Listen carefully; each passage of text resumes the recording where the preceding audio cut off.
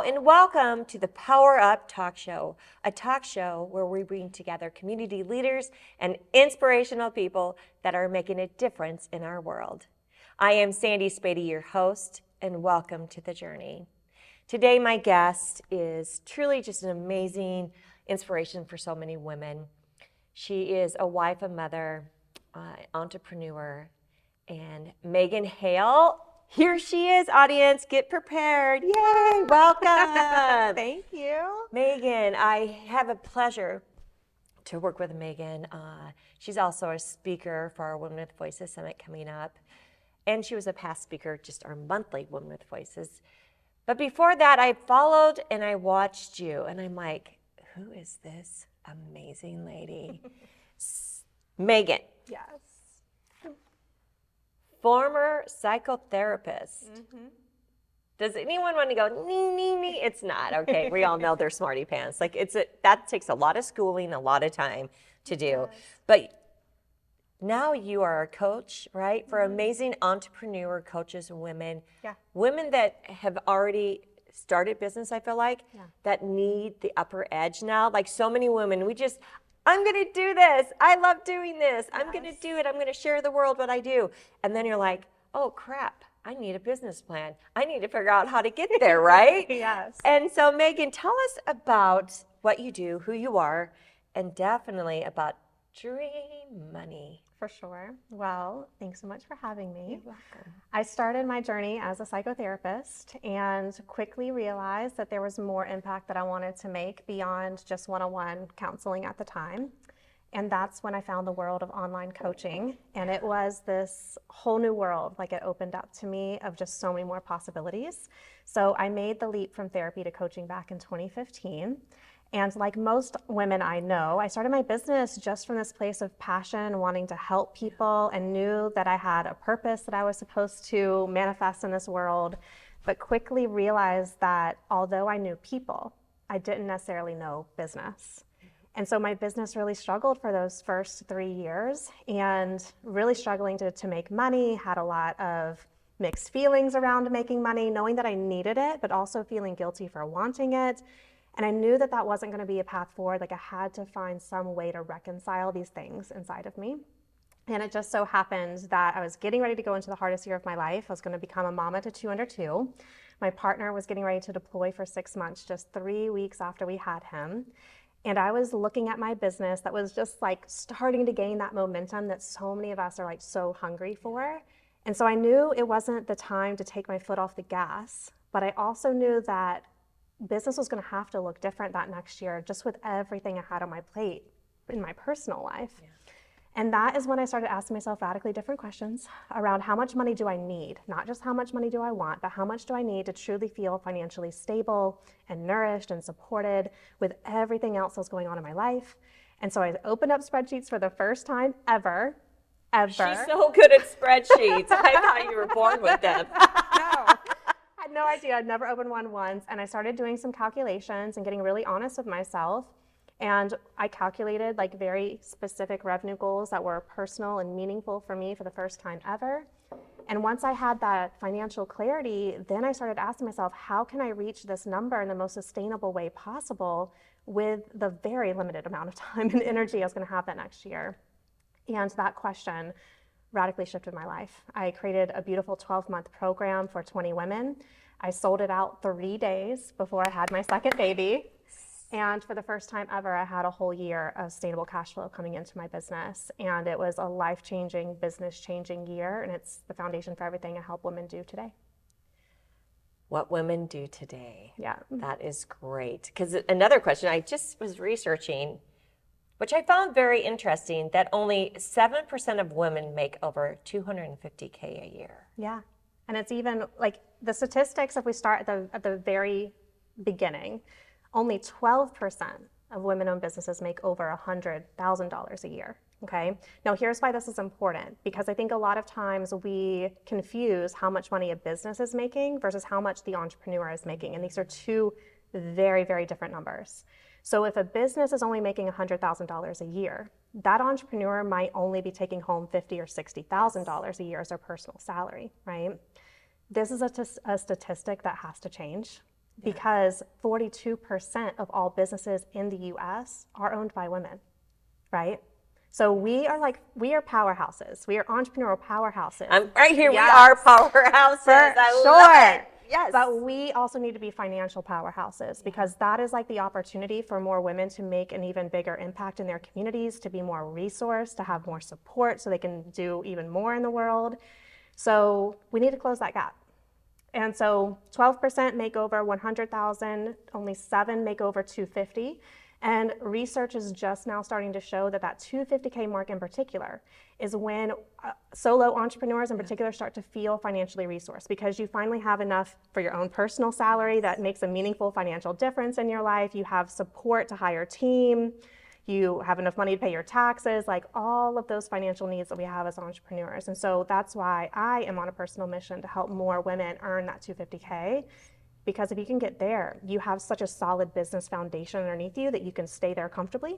Or if you want to scale to more, it's right there at your fingertips. Now, is that statistic, is that for entrepreneur women or is that women in the workforce all over, corporate, everyone? This is only for entrepreneurial women. But there, as we know, like there's a gender pay gap, there is an earning gap, but there is a very specific entrepreneurial gender earning gap.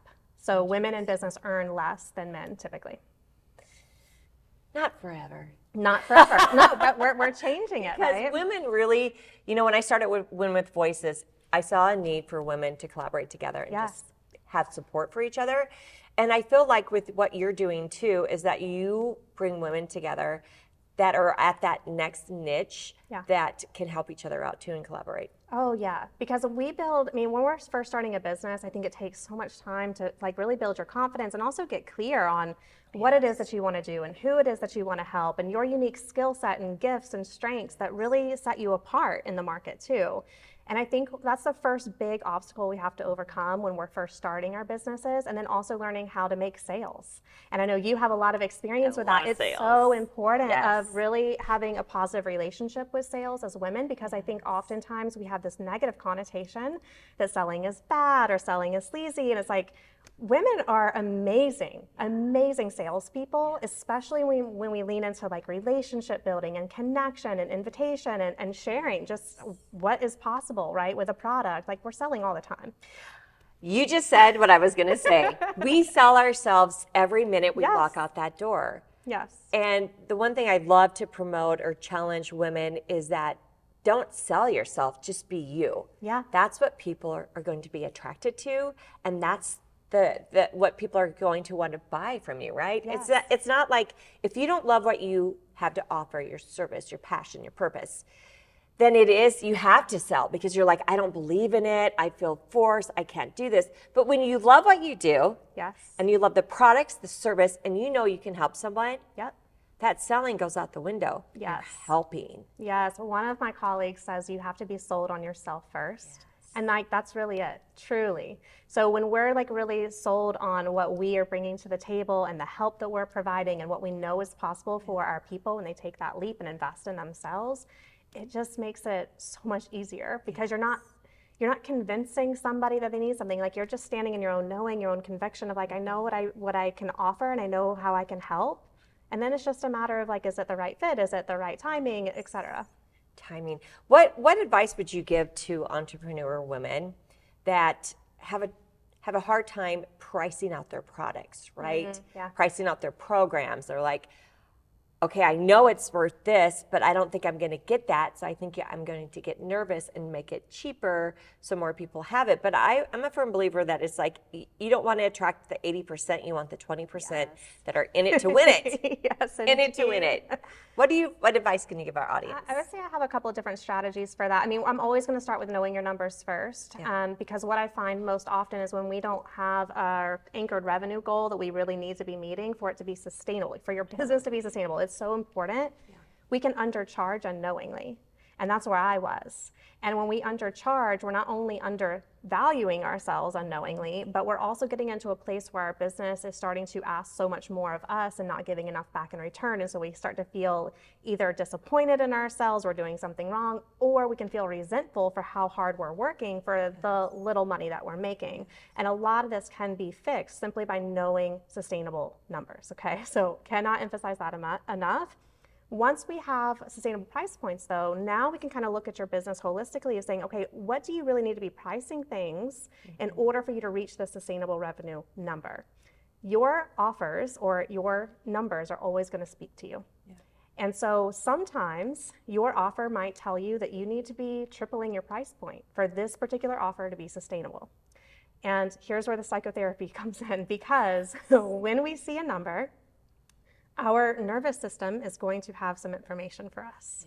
Yeah. And sometimes numbers feel scary, right? The price point that you need to charge might feel so out of your comfort zone, and your nervous system is scared that no one's going to pay it, or I can't possibly charge that much, or is there enough value here, etc. Okay? Mm-hmm.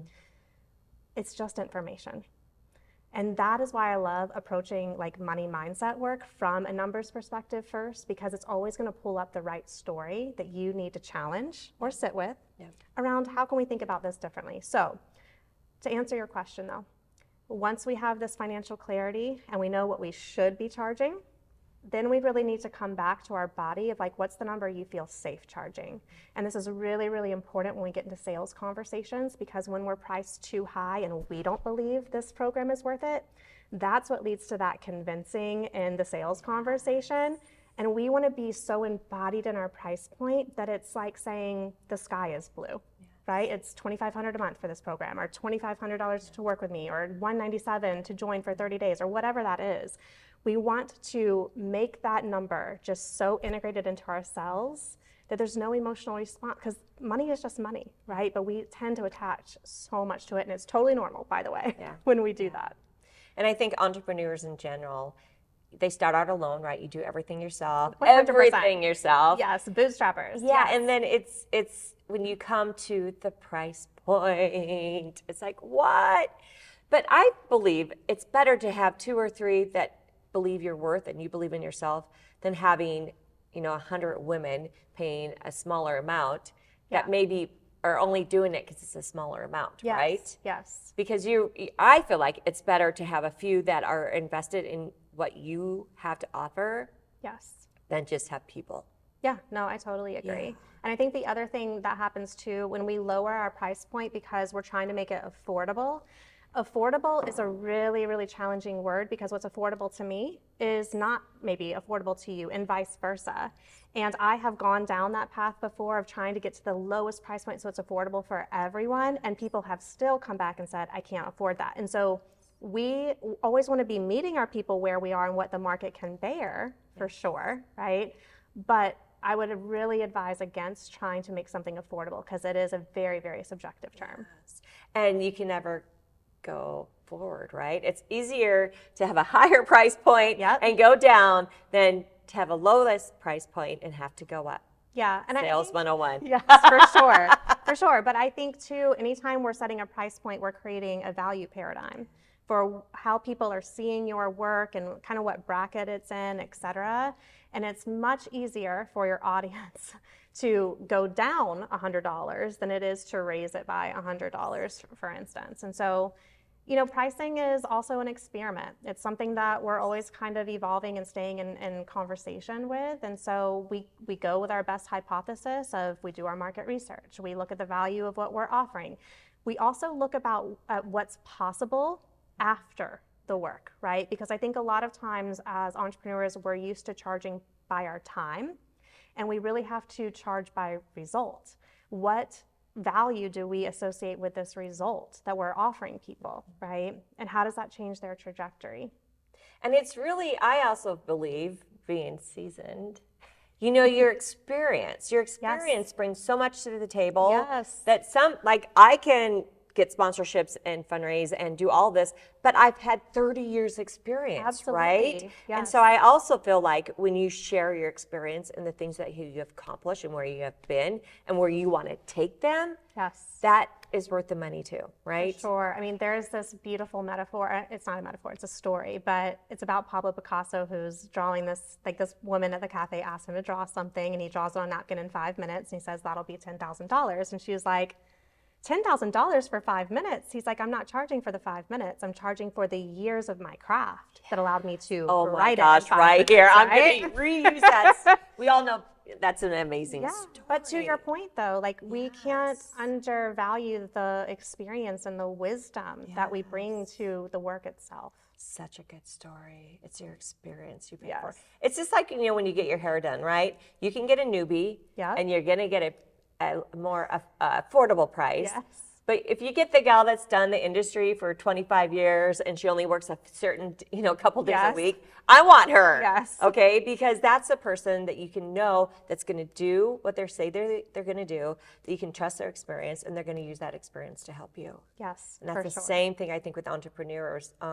So many of entrepreneurs have the passion and the purpose, but they don't have the experience. So you really have to balance all those out, right? It's all sales. Sales is just all interesting. One thing that I say too, for any women who are listening who are maybe in the early stages of the career, they don't have the experience, is to also think about how unrelated experience informs what you're doing now, because that gives you a unique edge, right? When I first started coaching, I had no experience coaching. I had experience doing therapy, which is a very different modality. So I had to look at, how does my unique background, my skills, my education, my training, my experience give me a unique lens with how I'm approaching coaching, and especially business growth, right? So if we can connect those dots, we're not starting from square one. No one is starting from square one, I can promise you.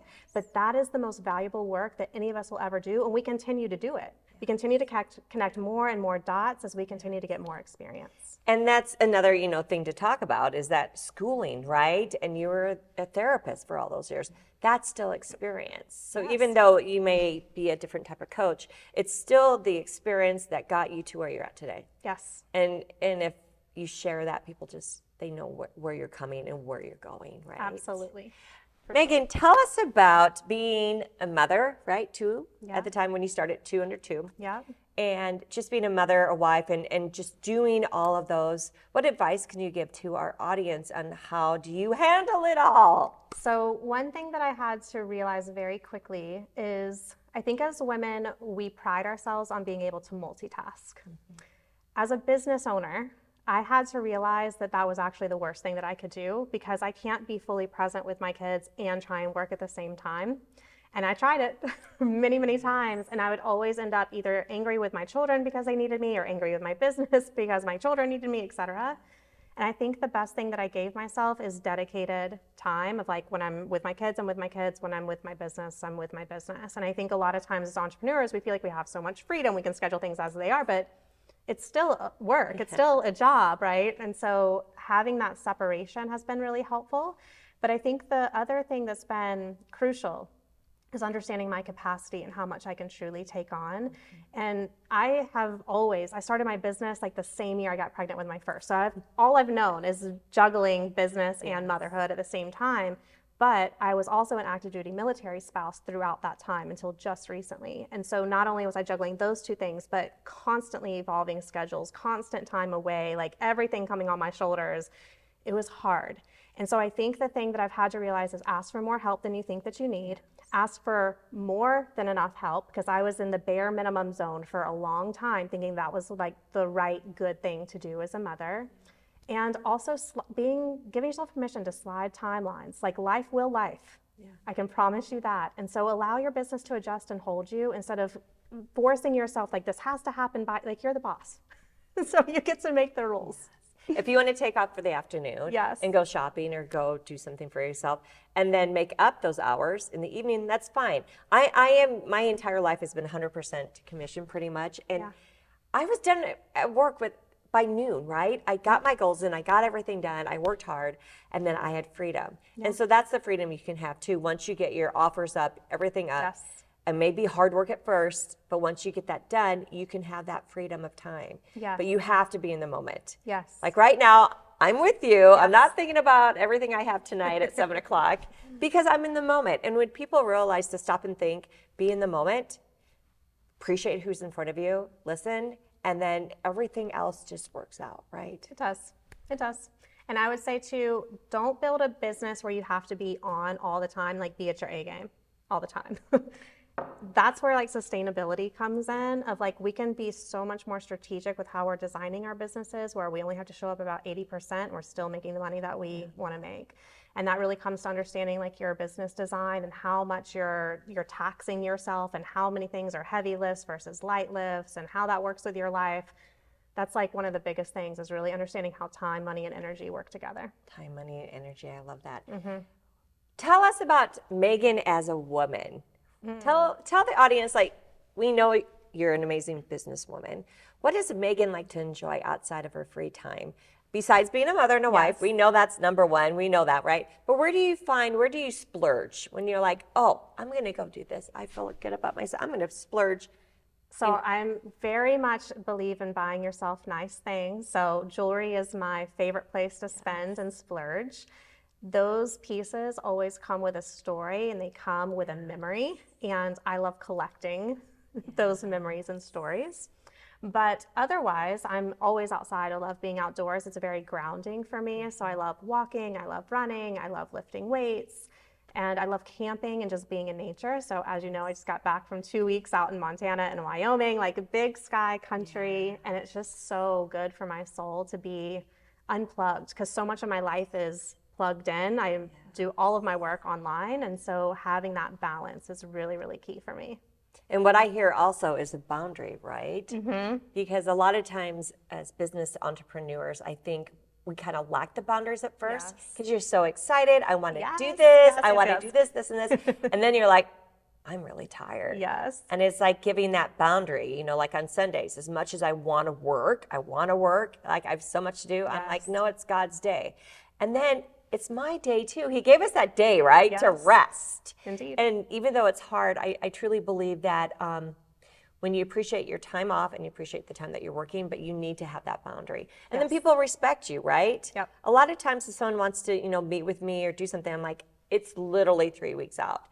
But I have certain days I do one-to-ones, and I'm not going off of that. I think taking charge of your time and your schedule is so important. And I think the other thing that I had to learn pretty early on is I caught myself in this belief that once I am X, Y, Z, then I'll work less.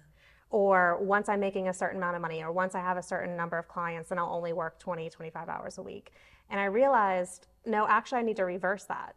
I need to start working 25 hours a week now and taking weekends off to force my business to do more with less, so I can learn what needs to shift in my business to make that a reality. And it takes practice and time. You're not alone if you're out there going, how? You just do it slowly, right? And it's scary. It is scary. It's so scary, especially when you're used to like hustling and like doing all the things, and the idea of doing less and making more is like, it doesn't make logical sense in your brain, but that's where the magic is. And that's where her magic comes in with her amazing spreadsheet on how to, you know, when you physically see it, you're plugging it in, you're thinking. So I suggest anyone that's an entrepreneur, they need to come to Megan's course. Because I have been in business, I've experienced, but the spreadsheets, I'm like, what?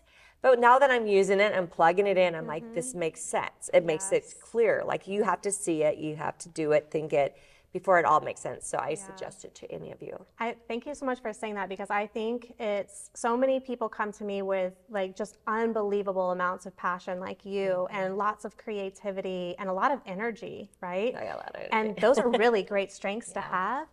And sometimes when we think about structure and strategy, it feels like that's going to tighten the reins on all of that.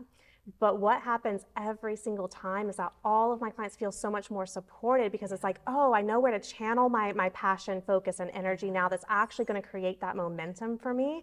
So although in the beginning, strategy and structure, I feel like resistance, right, from my like highly creative clients, but I'm like, just trust the process here, because I promise once we get some of these boundaries in place for you, it's going to skyrocket your business. And that's another, I think, advice is that as entrepreneurs, we want to do this, we want to start this, I'm going to do this. And I'm one of them. I have like 5 things in my back burner. Yes, all but my then favorite another people do. thing, right, is that you need to do it in time, and manner. It doesn't matter if someone else is already doing it or they're doing it. You're like, I was going to do that. It doesn't matter because people buy you. Yeah. So don't feel like you can't go there, but don't go there till you're ready. Yeah. And I think too, I'm always thinking about business through a holistic lens, meaning if we're going to launch this offer, how can that set you up for this next idea that you have down the road? Because when we really start chaining things and connecting things in your business, that's what's going to create so much more flow and sustainable growth for you, because we're not having to reinvent the wheel for every single idea.